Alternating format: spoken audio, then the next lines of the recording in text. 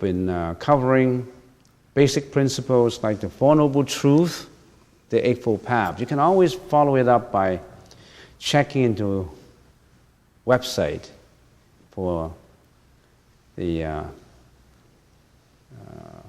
Four Noble Truths and the Eightfold Path, the Theravada school, the basic foundation principles of the philosophy of Buddhism in Theravada school, especially for Theravada school. So, for those who've been here, do you still remember, basically there are three foundations in the philosophy of Buddhism. The other day I was talking right in the front hall in the cafeteria or refectory. I've been talking about, is Buddhism a religion or a philosophy? Someone asked the question, is Buddhism a religion or a philosophy? And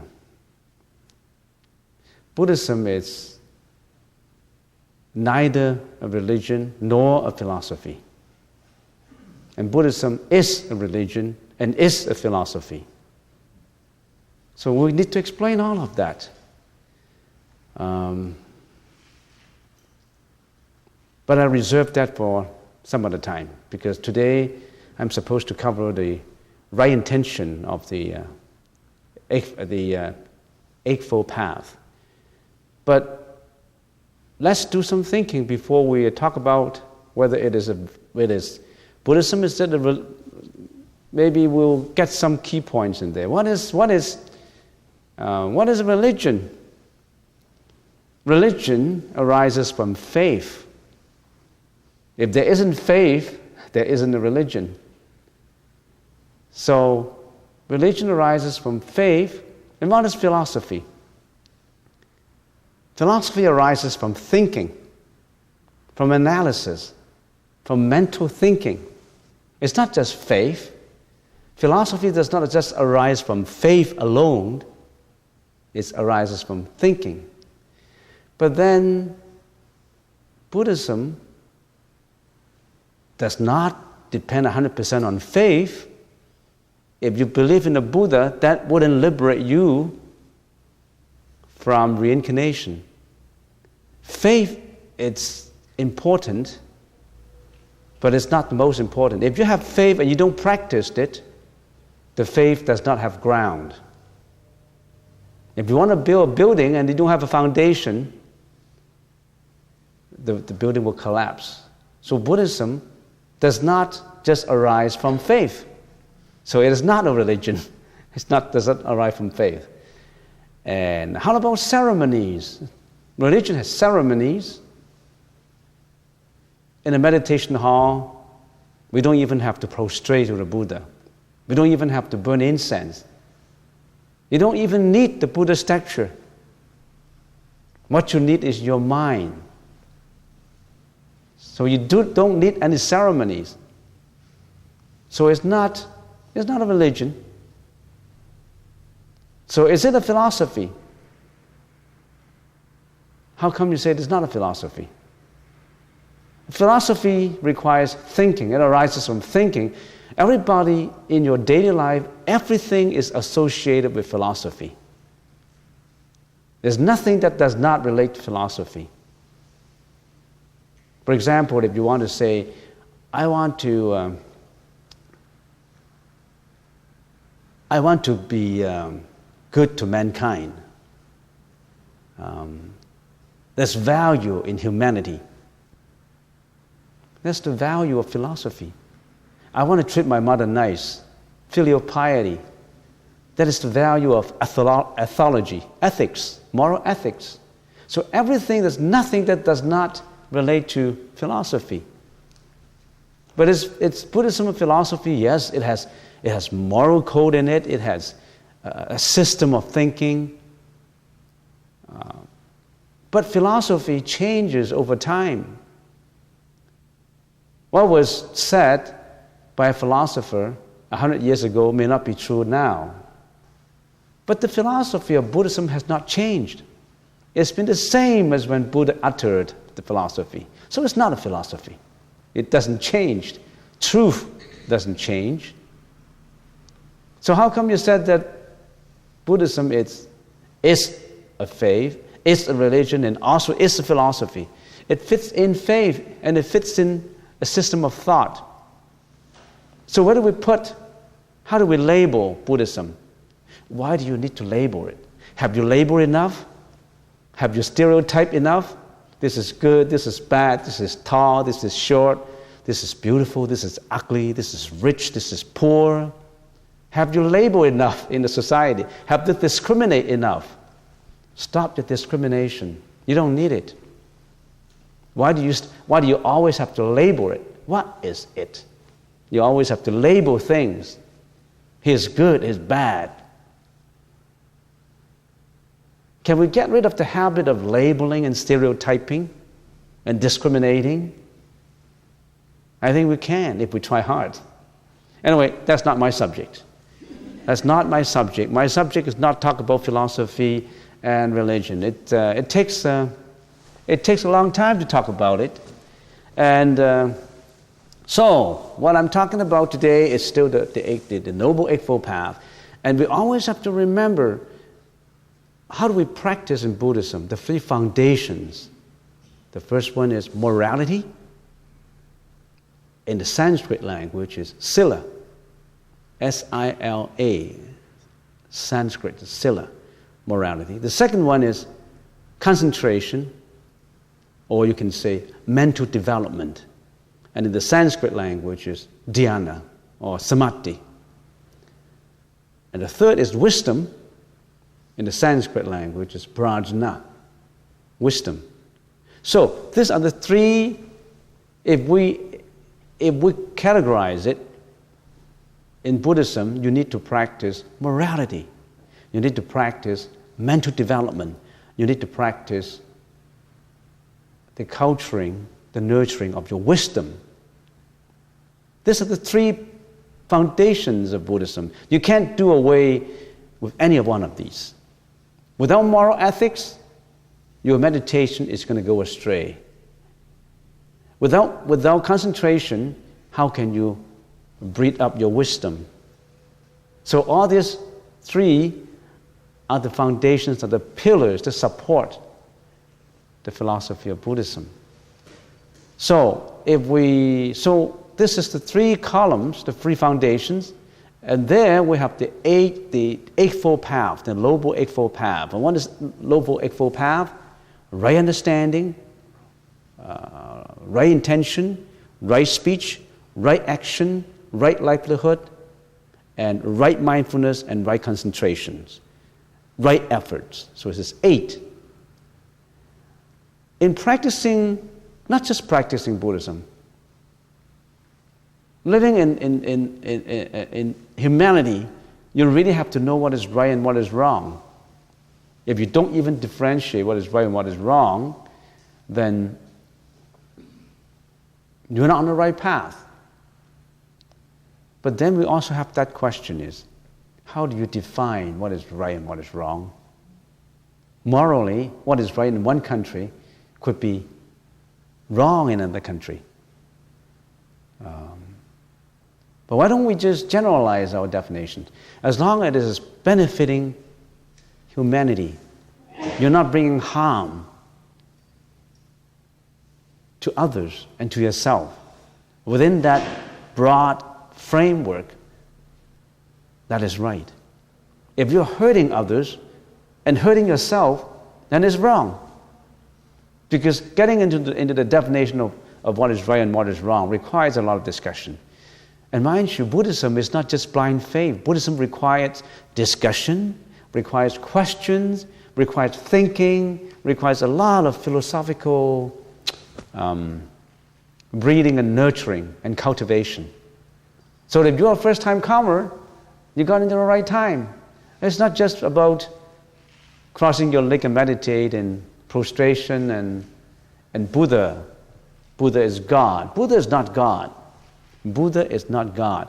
Buddha is the teacher who found the way to liberate himself and all his folks from suffering. We're suffering now. Don't you know that we're suffering? Do you know that we all are suffering? Some people don't even realize we are suffering. Why are we suffering? Living is suffering. Aging is suffering. Death is suffering. Sickness is suffering. 3-4 days ago,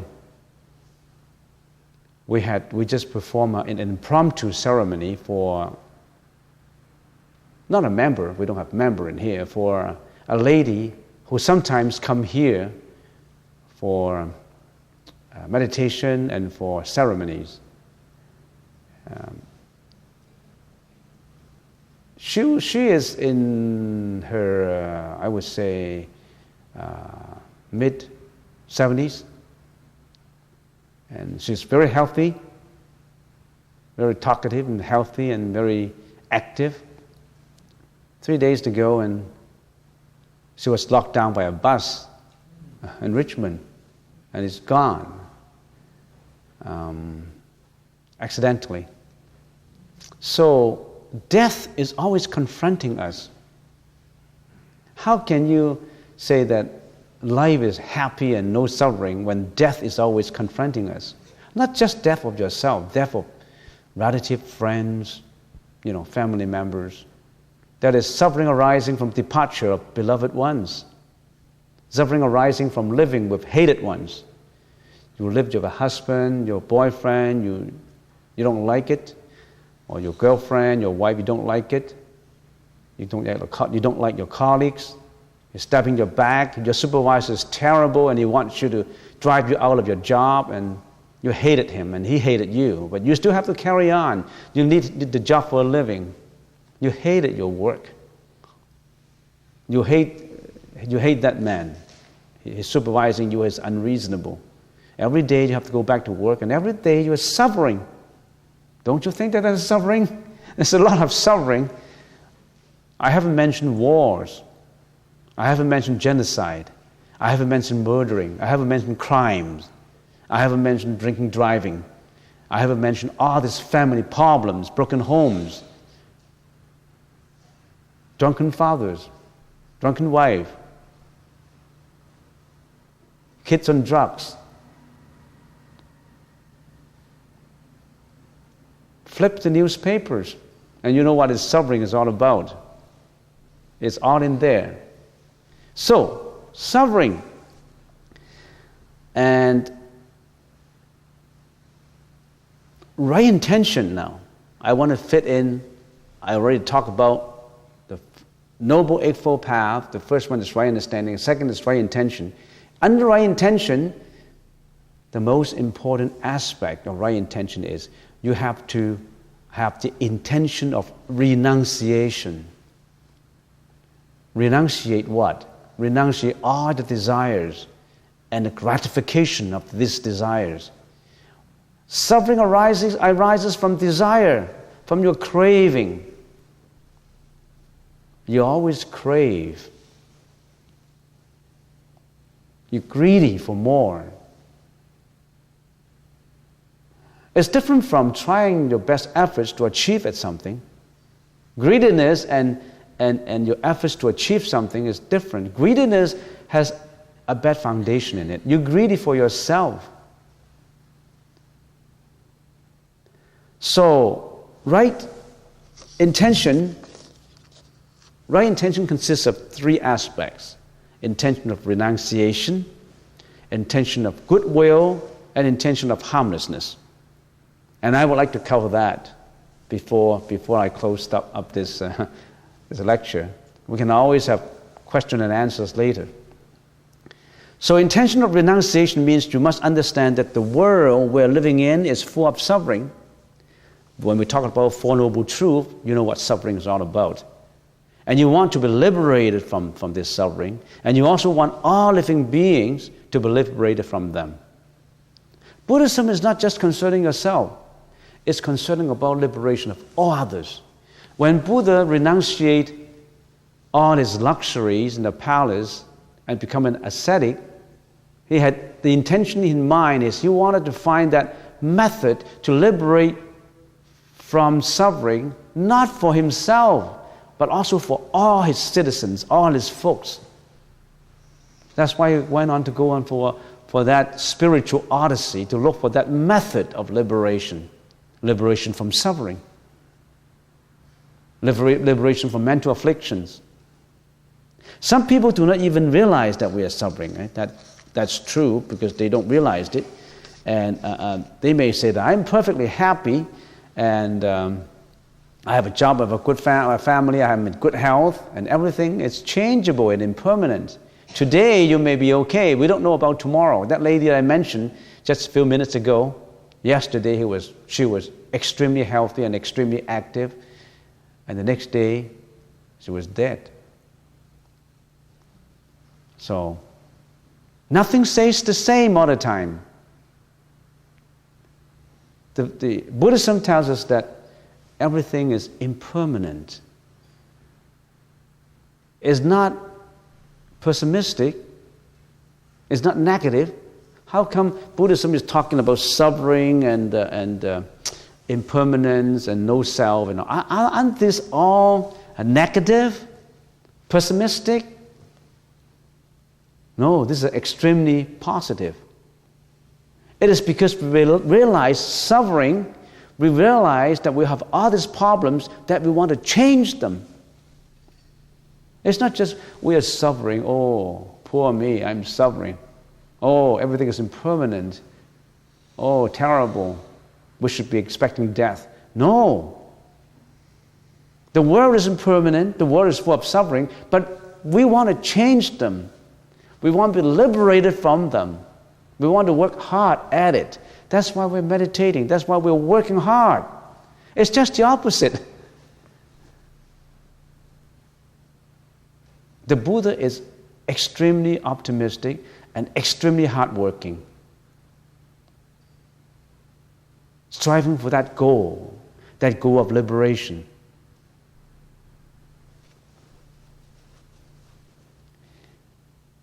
The three characteristics of the world that we're living in, the world now we're living in is characterized by three things, which are the truth.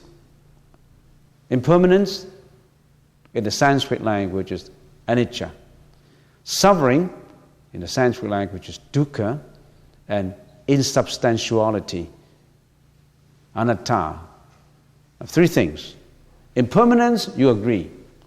There wouldn't be anybody who would say, no, the world is permanent. Everything is permanent. Well, if you think that, if you find one thing that is permanent, can you raise your hand and tell me? I subject myself to all kinds of challenges. I like you to tell me that I'm wrong.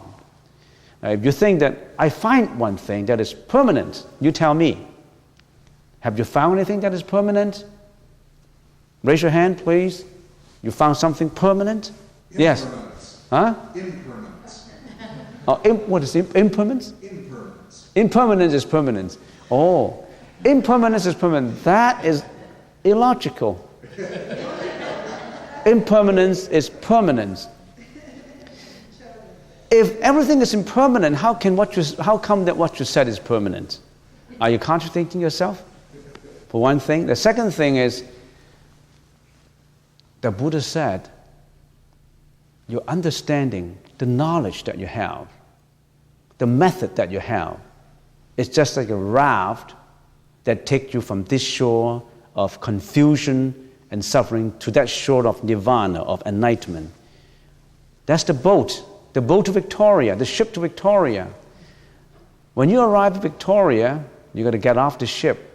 Don't attach to impermanence. Don't attach to the truth. Even the truth has to be discarded. How can you attach to the method? How can you attach to understanding that everything is impermanent? Don't attach to it. Yes? Is consciousness not permanent? Consciousness is permanent? Well, your consciousness, that's a good question. Your consciousness has many parts to it. The consciousness that's what we have, the consciousness that we're using now for eating, drinking, walking, thinking, working. That's our consciousness. That consciousness is illusory. That consciousness has attachment to it. That consciousness is polluted. That's not permanent. If it's permanent, then one should change that consciousness. It should be pure. But no, one day you are calm and another day you are mad. Your consciousness changing all the time. Today you are happy. Tomorrow your consciousness is sad. It's changing. It's not permanent.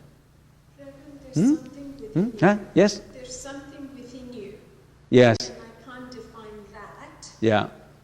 And I think all religions have tried to define that. Yeah? That's a good question. Permanent. There's something in you that... Oh, yeah. Mm-hmm. Each living, breathing plant, life, whatever.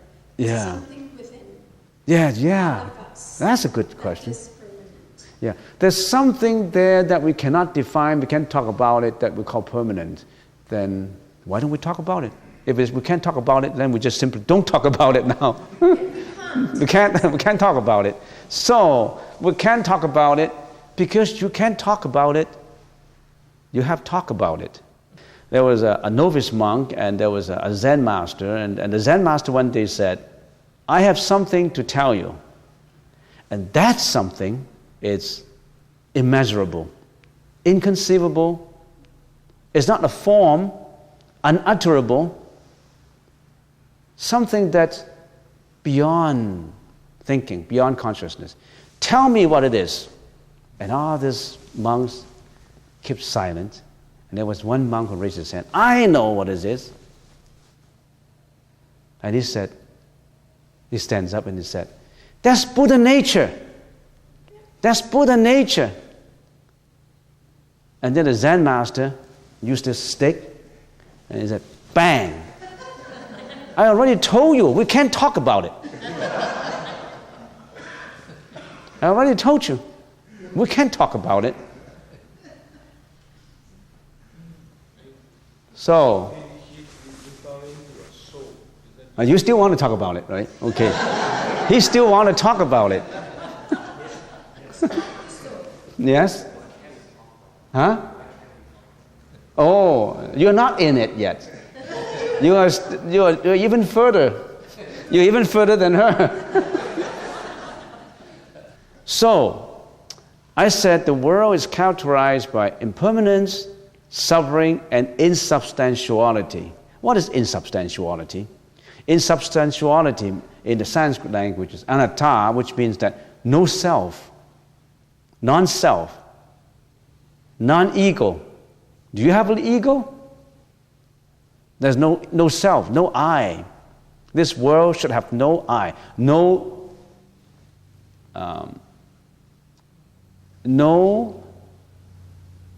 substantiality. Now that requires time to explain. Anyway, so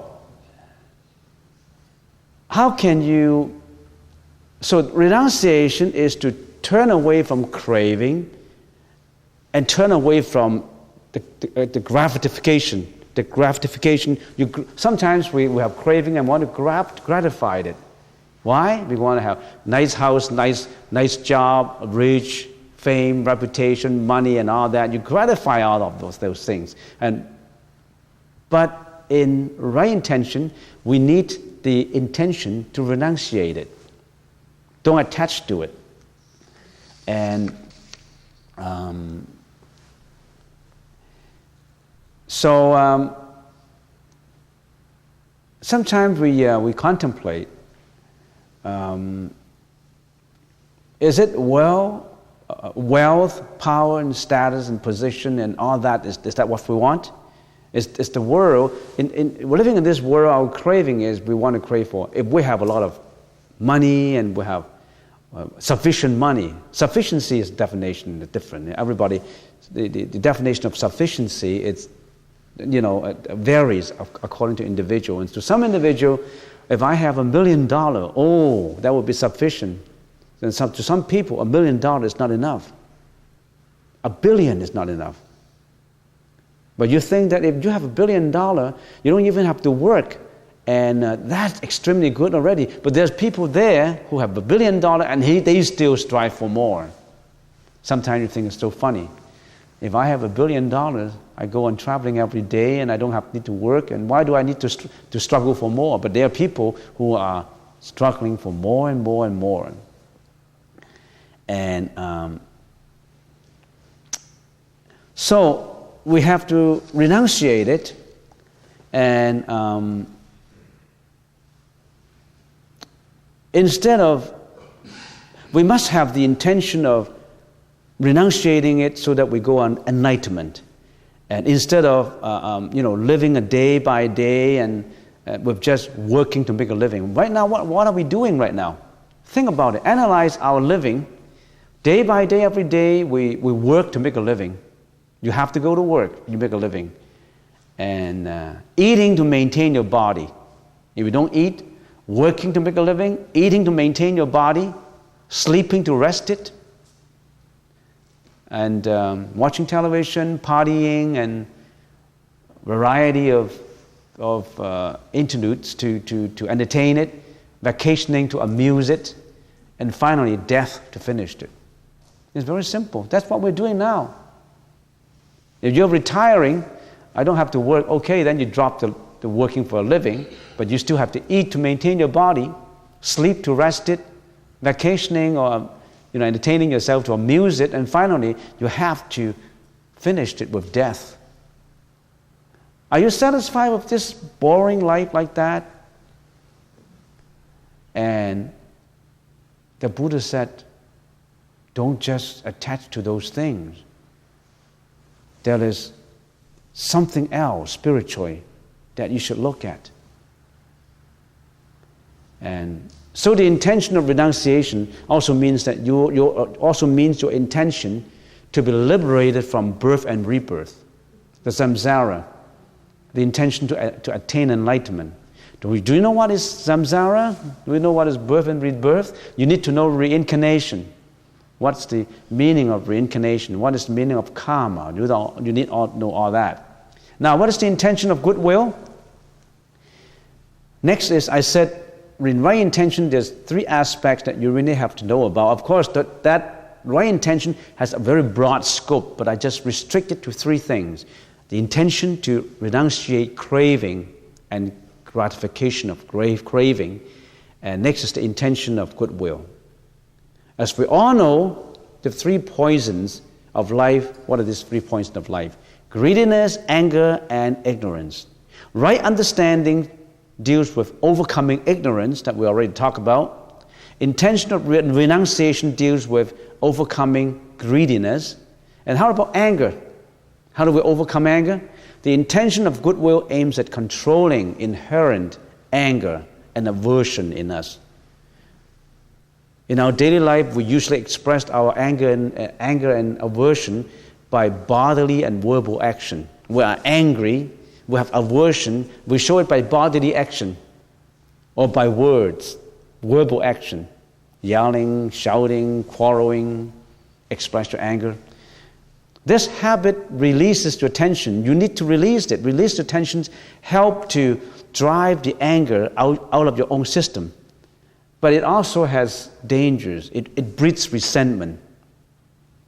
Although you think that you release your tension, you drive anger out of your system, but actually it breeds resentment and it provokes retaliation, creates enemies and poisons relationship and create unwholesome karma. You know what karma is. It creates unwholesome karma. And finally, ill will does not leave the system at all. You think that by expressing your anger verbally and bodily actions, you release your anger out of your system, but it hasn't. It gets deeper and deeper in there, and it couldn't get out. How can we practice the intention of goodwill? How do we do it in order to release our anger? By frequently thinking of rendering loving kindness.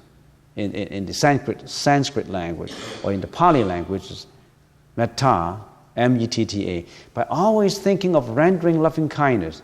Loving kindness just not to your family, to your friends, but to all sentient beings, to all animals. not just humans. In Buddhism, the Buddha said your loving kindness is to all beings, including all animals. So we don't eat animals for food. We don't kill animals for food. Buddhists don't kill animals for food. How can you say you're rendering loving kindness and you're cutting your pork chop, New York, steak, and chickens, turkeys, and fish? How can you say I'm practicing loving kindness, and at the same time you go to a restaurant, you order a crab, a lobsters, and the waiter said, "Is this what you want? This is 2 pounds." And the lobsters is moving around, green and beautiful. And after 15 minutes, it's boiled and it's dead with all this sauce. You rip it apart and you dip into the sauce, and you think it's tasty. You kill the animal. On the other hand, you always tell your friends that, "Oh, I'm always kind. I have loving kindness." Are you contradicting yourself? Loving kindness is not sensual love or love involved in personal affection. Sensual love or a love of personal affection is a form of craving. It's not loving kindness. It's self-directed, and it's usually egoistic. Because if the love is not reciprocated by the other party, then you hate the other party. Personal affection, personal love is, I love you, you've got to love me. If you don't reciprocate by my love, I don't like it. But loving kindness is not. Loving kindness is unconditional. It's not egoistic, and it extends to all sentient beings without discrimination or reservation. So that's loving kindness. So then what is the intention of harmlessness? I said 3 aspects: renunciation, the intention of renunciation, the intention of loving kindness, and now, since I heard the bell goes, I need to close it up. Finally, the intention of harmlessness. It is the intention of compassion, karuna, compassion, overcoming thoughts of aggression, cruelty, and violence. If everybody practiced compassion, there wouldn't be any wars, there wouldn't be any strifes, there wouldn't be any family disputes, there wouldn't be any bad news on newspapers, no crimes, no genocide, no international wars, no political wars, because it's compassion. Compassion supplies the complement to loving kindness. So, just to summarize, to cover right intention. Renunciation, you have to renunciate desire, gratification of desire. It does not mean that you don't have any ambition. You still have to strive for accomplishment. But in the process of striving for accomplishment, you don't hurt others. You don't hurt others by all means as long as you can climb up to that ladder. You don't do it like that. You renunciate that kind of unjustifiable craving.